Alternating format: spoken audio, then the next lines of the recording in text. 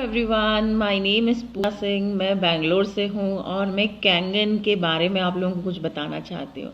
Kangen machine इस्तेमाल करते हुए अभी सिर्फ मुझे 15 दिन हुए हैं। विश्वास कीजिए कि इन 15 दिनों में मुझे नहीं पता मेरे शरीर में अंदर क्या बदलाव आए हैं, लेकिन जितना हम महसूस कर पा रहे हैं एज अ लेडी, मुझे इतना समझ में आया कि मेरे जो गैस्ट्रिक प्रॉब्लम था, जो कि मैं कई सालों से परेशान थी, वो गैस्ट्रिक मान के चलिए 1% बॉडी में रह गया है। 1% भी मैं बोलूँगी माइनस में जाने वाला है ये बहुत जल्दी। I can imagine the results. और मेरे घुटनों का दर्द अपने आप चला गया। मैं पिछले 3 से 4 सालों से जब बच्चे को डिलीवर किया, दोनों बच्चों के बाद में मैंने कैल्शियम, मल्टीविटामिन, ओमेगा और काफ़ी सारे जो सप्लीमेंट्स हमको आयरन के और विटामिन डी के डॉक्टर्स देते हैं, ये मुझे रेगुलर खाने पड़ रहे थे। अगर एक हफ्ता भी गैप होता था तो मान के चलिए मैं बहुत परेशान हो जाती थी। कैंगन लगाने के बाद एज सच हमने इतना कुछ नोटिस नहीं किया।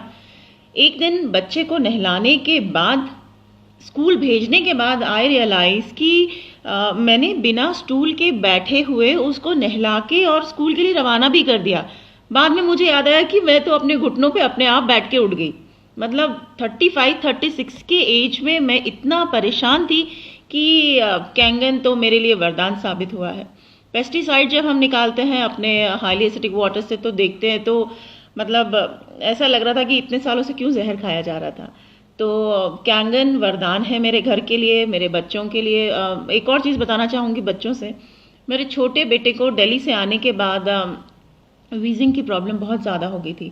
वीजिंग तो जैसे तैसे हमने होम्योपैथी से कंट्रोल किया था, लेकिन उसका स्किन बहुत सेंसिटिव हो गया था। सेंसिटिव इन द सेंस कि ठंडे गर्म दोनों एटमॉस्फेयर में उसको हमेशा ईचिंग रहती थी। हमको एक एटमॉस्फेयर मेंटेन करके चलना पड़ता था। बैंगलोर में तो मेंटेनेंस वेदर का कुछ कह ही नहीं सकते हैं। तो उसको हमेशा रैशेस होते थे, जो हमारे सेंसिटिव स्किन जो जॉइंट्स होते हैं वहाँ पे। सिर्फ और सिर्फ ब्यूटी वाटर नहाने के बाद में उसके बॉडी पर डालने से पिछले 15 दिनों में वो खुद बच्चा मुझे कह रहा है कि मम्मा मुझे आजकल खुजली नहीं होती, मुझे इचिंग नहीं होती। बच्चों के पेट अपने आप साफ हो रहे हैं। तो कुछ तो है। अगर आप अभी भी विश्वास नहीं कर रहे हैं, मतलब प्लीज़ इसको करिए। अपने परिवार की हेल्थ से कॉम्प्रोमाइज़ मत कीजिए। हम थोड़ा लेट हो गए प्लीज़ आप लेट मत होइए। Thank you so much.